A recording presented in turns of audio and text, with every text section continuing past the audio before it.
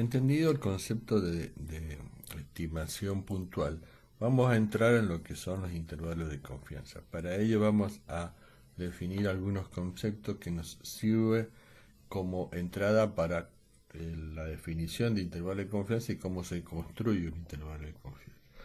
Vamos primero a ver el concepto de sesgo.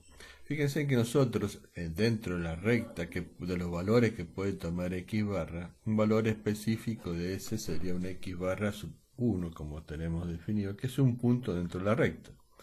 Nosotros no conocemos el parámetro poblacional, no conocemos el valor de mi, pero supongamos que para el punto de vista didáctico, que mi se encuentra en este punto dentro de la recta, lo cual tenemos una amplitud entre el valor de la estimación y el valor de mi. A esa distancia, en términos generales, se le conoce como sesgo y se le indica con la letra B. La letra B viene del inglés, porque en inglés sesgo es bias.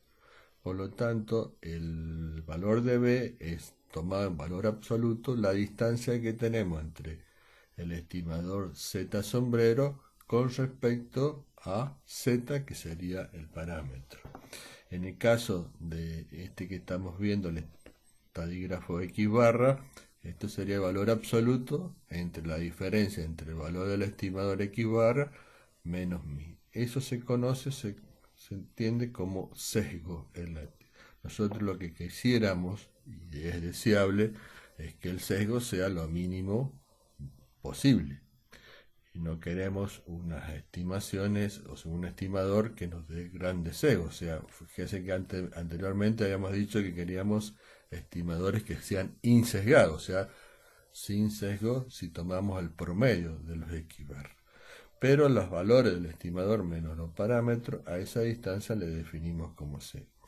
Este concepto de sesgo, fíjense, cuando nosotros definíamos la variable aleatoria z normal tipificada, que la poníamos como era un desvío del valor de la variable con respecto a su media dividido la deviación estándar de esa variable.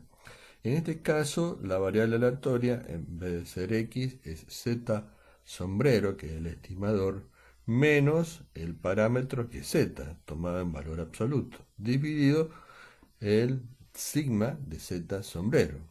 Despejando el numerador de este cociente, nos queda que el sesgo, porque z sombrero menos z tomado en valor absoluto, va a quedar igual al valor de z por el sigma de z sombrero. Por ejemplo, si el estimador z sombrero fuera x barra, como hemos definido en la recta superior, quedaría que este z es igual a la diferencia entre el x barra menos el valor de mi dividido el error estándar de x barra. Entonces, si despejamos, nos queda que el sesgo, o sea, el x barra menos mi, es igual al valor de z por sigma de x barra.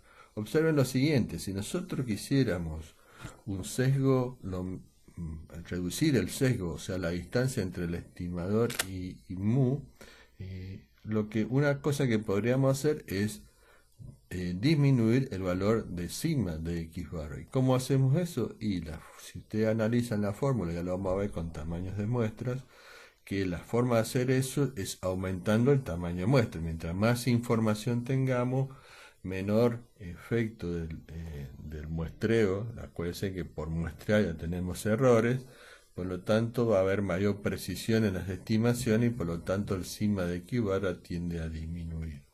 El otro concepto que hay que analizar acá son los valores de z. Si nosotros elegimos valores de z cercanos al valor central, acuérdense que z tiene distribución normal 0,1. O sea, si a medida que nos vamos acercando a la media que es 0, los valores de z son menores. A medida que nos vamos alejando del valor central, los valores de z son mayores. O sea, estas ideas es esencial tenerlas para lo que vamos a ver la contribución de intervalos de confianza. Otro concepto es el concepto de error máximo de estimación. ¿Cuál es el error máximo de estimación que estamos dispuestos a cometer? Y bueno, esto va a estar dado por el producto, justamente lo que venimos viendo hasta ahora, que era este z por cima de x barra, o z por cima de z sombrero, que en esta parte de la diapositiva lo generalizamos al error máximo de estimación como el valor de k, siendo k puede ser z, puede ser t, por justamente la desviación estándar del x bar que sea sigma sobre raíz cuadrada de n. Por lo tanto, el error máximo de estimación va a estar dado por el valor de z, si n es de tamaño grande o varianza conocida, lo vamos a ver bien eso, o puede ser para muestras pequeñas y si la variable original tiene distribución normal, usar los valores de t, o sea que el k se transforma en valores de t. Ahí nosotros vamos a definir cuál es el error máximo de estimación que quisiéramos determinar, porque ahí vamos a fijar los valores de z o t que queremos en función de justamente este error máximo de estimación. Por lo tanto, para la construcción de intervalo de confianza hay que tener bien el concepto que primero tenemos un estimador que es puntual, pero le tenemos que sumar o restar el error máximo de estimación. Hemos visto entonces que el sesgo era x barra menos el valor de mi igual a un valor de z por sigma de x barra. De esta igualdad, si despejamos el valor del parámetro mi, podemos armar un intervalo cuyo límite inferior va a estar dado por el estimador menos el error de estimación máximo de estimación que queremos fijar, y por el límite superior del intervalo sería el estimador más el error máximo de estimación. En esta simulación que hemos hecho en esta filmina, para un caso de una variable x con distribución normal, con media mi sigma cuadrado y con muestras de tamaño 30, esta simulación se fue generando muestras de tamaño 30 con la condición de que los intervalos que se armaban con este concepto que estamos viendo acá dejen un área bajo la curva de 0,95, o sea, armar intervalos de confianza que son que dejan área bajo la curva de 0,95. Al generarse y hacerse la simulación de este programa que se aplica aquí, vemos que se van generando intervalos de confianza donde algunos se están casi su media, su valor central, digamos, está igual que el parámetro. Y otros intervalos que están con colores, aparecen con colores rojos, vemos que esos intervalos no contienen al parámetro. Porque recuerden ustedes, el parámetro nosotros en realidad, cuando tomemos la información de las muestras, no la conocemos. No conocemos cuál es el valor verdadero. Lo único que construimos un intervalo. Y lo que vamos rescatando de información, que hay intervalos que contienen al parámetro, pero hay otros intervalos que no lo contienen. Y ese es el tema central para poder construir intervalos de confianza. Con la diapositiva anterior hemos visto cómo se van construyendo los distintos intervalos de confianza a medida que se va generando la simulación correspondiente. Por lo tanto, los intervalos son aleatorios. ¿Por qué decimos que los intervalos son aleatorios? Porque fíjese, el intervalo, la forma de armarlo, el límite inferior y superior de los mismos, depende del valor de x barra. Y x barra es una variable aleatoria, por lo tanto, tanto el límite inferior como superior van a conformar un intervalo que es aleatorio. Por lo tanto, el carácter aleatorio, que le da que es un evento, podemos fijar la probabilidad de que ese intervalo obtenido con con este criterio de construcción, donde queremos el valor del estimador más menos el error máximo de estimación, queremos que nuestro intervalo sea uno de los, o sea, lo que deseamos es que sea uno de los que realmente contienen el parámetro. que lo desconocemos, pues la única forma de conocerlo es midiendo toda la población. ¿Cuál es la probabilidad de que construido el intervalo con la información que tenemos sea uno de los que contiene ese parámetro? Y por lo tanto, a ese valor de probabilidad le fijamos un nivel de confianza dado por 1 menos alfa. O sea, el 1 menos alfa mide la confianza de que el intervalo obtenido, si lo construimos de esta forma, es uno de los que contiene el parámetro. Eso es correcto y no lo sabemos. Puede ser que justo que el intervalo que nosotros construimos justamente es uno de los que nos contiene, pero como no sabemos el valor del parámetro, nosotros tenemos una confianza del 95%, por ejemplo, si el alfa es 0,05, de que ese intervalo que hemos obtenido es uno de los que contiene el parámetro. ¿Nos podemos equivocar? Sí, nos podemos equivocar en un 5%. Recuerden que para poder construir estos intervalos de confianza, los definimos los valores de K, en este caso, que serían cuartiles, van a ser, usamos Z si el tamaño de la muestra es suficientemente grande, y si es menor a 30, conocemos la varianza y la distribución normal, decía la distribución de la variable original es también normal. Si en cambio la distribución de la variable original es normal y tenemos varianza desconocida y el tamaño de muestra es pequeño, vamos a utilizar que en ese caso el valor de K reemplazarlo por los valores de T. O sea que en la construcción, por ejemplo, para un intervalo de confianza para la media, vamos a tener que ver con criterio el problema y ver si la muestra es pequeña o es muestra grande. Si la muestra es pequeña, ver si la varianza es conocida y si la variable original tiene distribución normal. Si la varianza la desconocemos, pues la distribución es normal y la muestra es pequeña, en ese caso utilizaríamos el cuantil correspondiente a una distribución de T. Con este criterio se construye un intervalo de confianza para la media. Nuevamente en esta diapositiva vamos a afianzar el concepto que acabamos de ver anteriormente en la simulación que hicimos en la anterior. Acá tenemos graficado distintos intervalos de confianza obtenidos con la información muestral de un tamaño determinado de la muestra, y vemos las longitudes de los intervalos y cómo han ido sucediendo. Algunos de los intervalos no contienen al parámetro, que sería la línea vertical azul, es el valor del parámetro, y algunos intervalos no lo contienen como valor dentro del mismo. Por lo tanto, nosotros cuando aplicamos esta metodología de intervalos de confianza que estamos definiendo, nosotros tenemos una confianza dada por 1 menos alfa de que el intervalo que hemos obtenido es uno de los que contiene el parámetro. Podemos equivocarnos, y claro que nos podemos equivocar, y ese valor es el valor de alfa correspondiente. Veamos un caso práctico de un estudio que se realizó en Francia con respecto a concentraciones séricas de vitamina A en muestras de tamaño de 392 niños saludables, y suponiendo que la vitamina A, o sea, la concentración de vitamina A, que sería la variable, tiene una distribución anormal.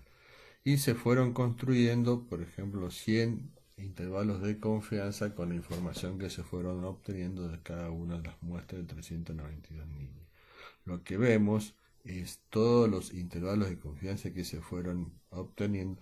Fíjense que el punto más oscuro de los intervalos de confianza en realidad sería el valor del X barra que nosotros que se ha obtenido en este caso de aplicación, y lo cual genera estos intervalos de confianza. Y la línea que es paralela al eje de abscisas indicaría el valor del parámetro correspondiente a la vitamina A. Y marcado con un círculo vemos que hay intervalos de confianza que no han contenido al parámetro. Por lo tanto, pero la mayoría de los intervalos de confianza lo han contenido, y algunos los han contenido hasta casi en el valor extremo. Pero vemos que la gran mayoría de los intervalos de confianza están conteniendo el parámetro. ¿Con qué probabilidad eso? Y del 95% en el caso este, que fue la cobertura que se dio en este ejemplo. Si se ha entendido este concepto, vamos a dar una definición formal de qué se entiende por intervalo de confianza. Un intervalo de confianza es un rango de valores posibles. Vean que dice valores posibles, que puede contener a un parámetro, expresado con un grado específico de confianza. ¿Y cuáles las estructuras para la concentración? Bueno, su estructura probabilística, porque es probabilística ya que el intervalo que se arma es aleatorio. Cada intervalo está en función de los valores que toma el estimador. Por lo tanto, se arman intervalos que son aleatorios. La probabilidad de que dicho intervalo contenga al parámetro z va a ser dado, o ponemos la condición de que sea 1 menos alfa, que es nuestro nivel de confianza. ¿Cuál es la estructura de la construcción de un intervalo de confianza?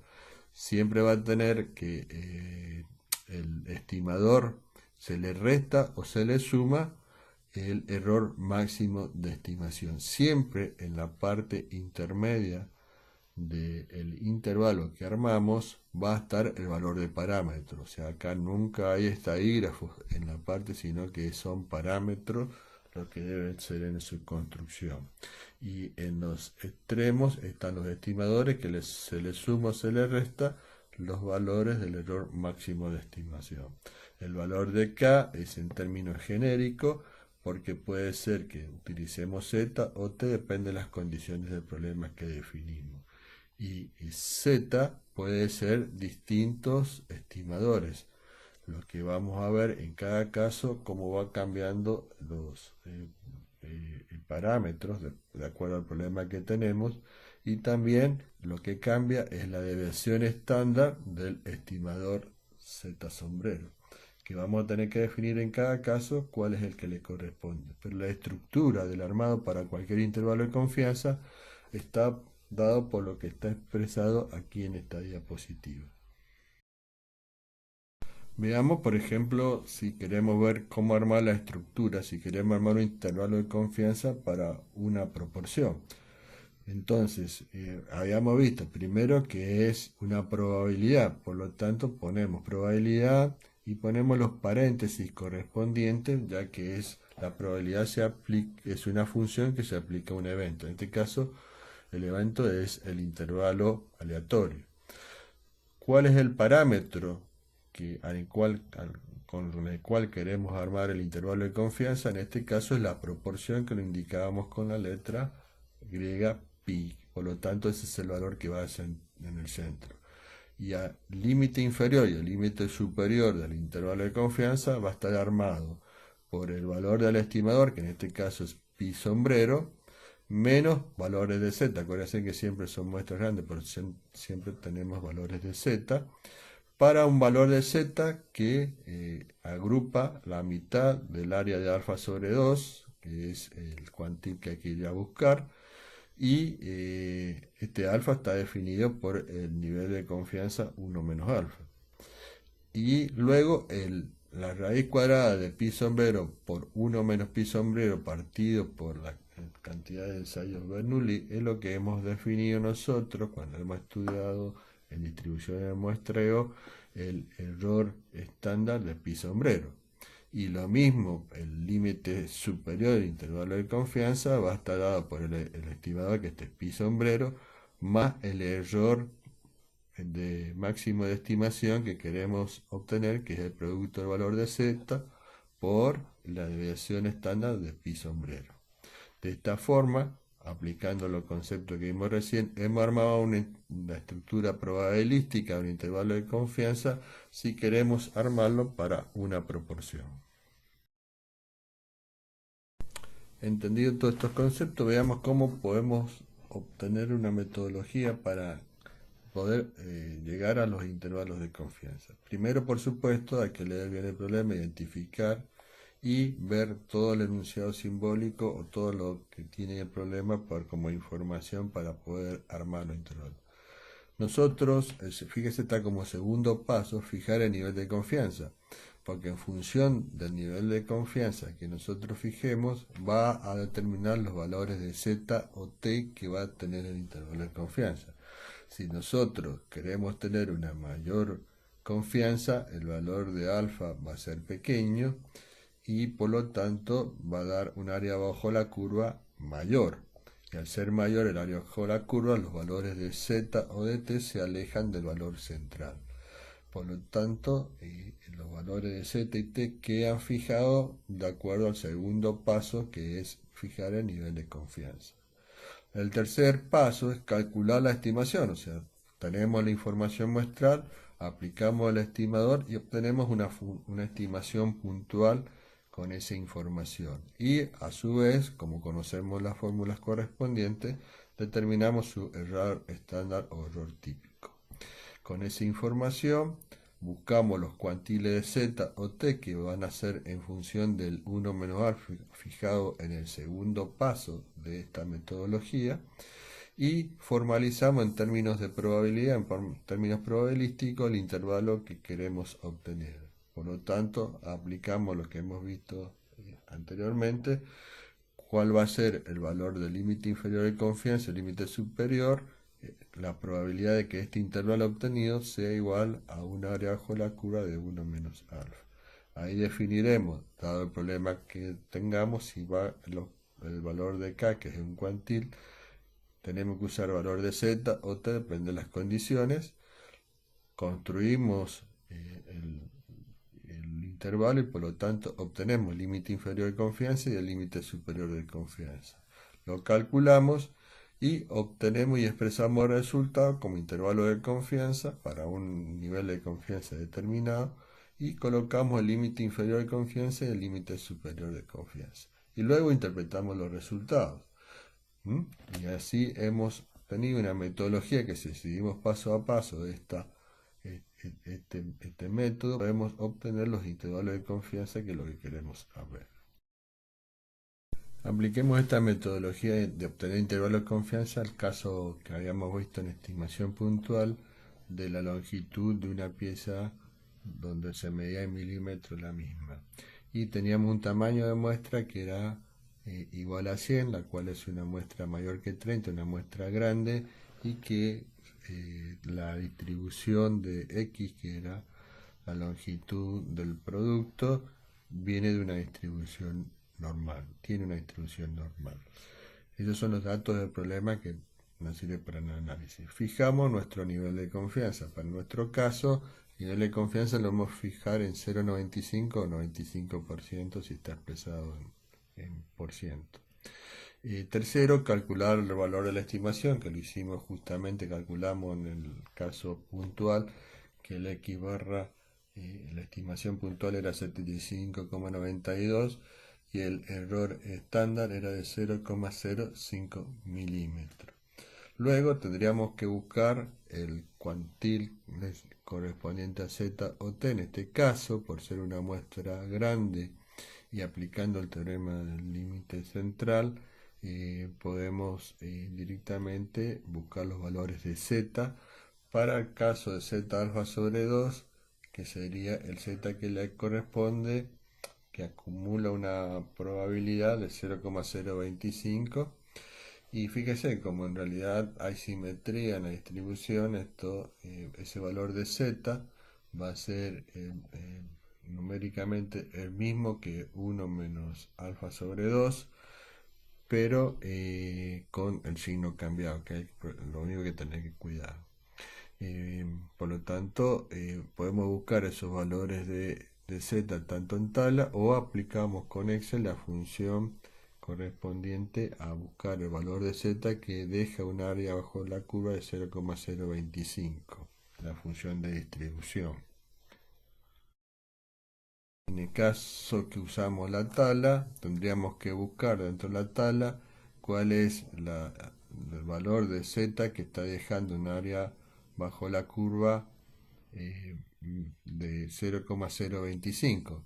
Buscamos en fila el valor de hasta el primer decimal, o sea, es menos 1,90, y buscamos en columna el segundo decimal, que es 6, o sea, el valor que cumple esa condición en la distribución de Z es menos 1,96. El de 1 menos alfa sobre 2 va a ser, en vez de menos 1,96 va a ser 1,96, que es positivo. Ahora aplicamos el quinto paso de la metodología, definir en términos probabilísticos el intervalo de confianza que queremos armar, como es con respecto a una media, va a quedar armada como la probabilidad, y como es una función, recuerda que tiene que ir con los paréntesis correspondientes, y el argumento en este caso es el evento aleatorio, que en este caso es el intervalo que es de características aleatorias. El estimador es x barra menos el valor de z de alfa sobre el valor de z, porque vimos que es tamaño muestra grande, y sigma de x barra, que va a ser nuestro error típico que hemos calculado ya y definido. En el centro, por supuesto, va el parámetro en el cual estamos armando el intervalo de confianza, y a la derecha va el x barra, que es el estimador, más el error máximo de estimación que queremos fijar nosotros. Eso es igual a 1 menos alfa, que es nuestro nivel de confianza. Una vez definido digamos, en términos probabilísticos el intervalo que queremos armar, calculamos el límite inferior de confianza y el límite superior de confianza con la información que ya tenemos. O sea, el valor de x barra va a ser 75,92, que es su estimación puntual, menos el 1,96, que es el valor de z, que acumula un área de alfa sobre 2, que es menos 1,96, por el error que tenemos de x barra, el error estándar, que es 0,05. Eso da 75,824. Con el mismo criterio aplicamos para calcular el límite superior de confianza, y nos da que es 76,018. Por lo tanto, el intervalo de confianza para 95% quedaría entre el límite inferior, que es 75,824 milímetros, y 76,018 milímetros. ¿Cómo se interpreta este resultado? Bueno, el intervalo comprendido entre 75,824 a 76,018 milímetros tiene una probabilidad de 95% de contener la verdadera longitud promedio de las poblaciones. O sea, nosotros tenemos una confianza del 95% que este intervalo obtenido bajo la metodología que acabamos de definir, que dan intervalos de confianza, es uno de los que contiene el parámetro, y esa confianza la medimos con un 95%. Eh, o sea, es cierto que el parámetro no lo sabemos porque no lo conocemos, pero tenemos una confianza del 95% que este es uno de los intervalos que lo contiene. Podemos equivocarnos con un 5% de error. ¿Qué concepto hemos aprendido? Primero, la inferencia estadística. Vamos a ver que es un conjunto de métodos que trata de generalizar la información a lo que ocurre en la población. Es ir de lo particular a lo general, o sea, con la información que tiene la muestra, tratar de inferir qué está ocurriendo con la población a través de sus parámetros. Para ello definimos estimadores, que son funciones que se aplican a muestras aleatorias que han sido obtenidos desde la población a través de técnicas de muestreo probabilístico. Estos estimadores también, una vez que lo definimos su función, medimos el error típico que surge por el hecho de haber muestreado la población original. Ya estamos cometiendo un error, y ese error lo medimos a través de lo que es su error típico o error estándar. También vimos la diferencia entre el concepto de precisión y exactitud, y que la precisión de un estimador la vamos a poder ir aumentando a medida que tenemos más información. O sea, a medida que el sigma de x barra sea menor, y eso se logra aumentando el tamaño de la muestra, básicamente. Y la exactitud que queremos lograr, o sea, hacer que un sesgo sea pequeño, ese concepto de la exactitud es que luego nos permite a nosotros armar los intervalos de confianza. ¿Cuáles son las propiedades también que deseamos de un estimador? Y las hemos definido y hemos visto en qué consiste cada una de esas propiedades. Vemos también que nosotros podemos armar estimaciones puntuales o estimaciones por intervalos. En el caso de la estimación puntual es un valor dentro de de los valores posibles que puede tener el estimador, y que a lo sumo lo podemos sumar un error estándar, error típico de ese estimador, pero es una información pobre, digamos, poca, ya que solamente tenemos un valor puntual. No sabemos nada ni podemos inferir mucho sobre qué tan acertados, cerca o lejanos estamos del parámetro que no conocemos. Luego vimos el concepto de sesgo como la diferencia entre el estimador y el parámetro, y definimos lo que podemos llegar a entender como el error máximo de estimación que nosotros podemos llegar a fijar de acuerdo a la distribución en el muestreo que tiene el estimador. Podemos nosotros fijar qué confianza queremos obtener, y a mayor área bajo la curva, mayor confianza vamos a tener de que el parámetro sea contenido con la información que obtenemos de la muestra. Por eso vimos un ejemplo de intervalos de confianza para la media que nos permitió generalizar para intervalos de confianza para cualquier parámetro que queramos armar, donde tenemos una estructura probabilística, ya que los intervalos que se generan son aleatorios y los límites inferior y superior del intervalo de confianza están armados de tal manera que tenemos el estimador más menos el error máximo de estimación que fijamos, y todo esto en función del nivel de confianza que determinamos para el intervalo de confianza. Eso nos permite armar una estructura del intervalo de confianza para cualquiera sea el valor de z como parámetro y su estimador correspondiente, y cómo podemos seguir pasos para poder construir intervalos de confianza y luego obtener su información correspondiente. ¿Qué temáticas hemos aplicado que veníamos de otra clase? Bueno, el concepto de parámetro y estadígrafo lo volvemos a repetir aquí con los estimadores. También la distribución normal, binomial y t-student lo vamos afianzando, ya que en las distribuciones muestrales necesitamos conocer cuáles son los errores estándar, errores típicos de los estimadores, con toda la información que hemos obtenido en distribución muestral. Muchas gracias por su atención.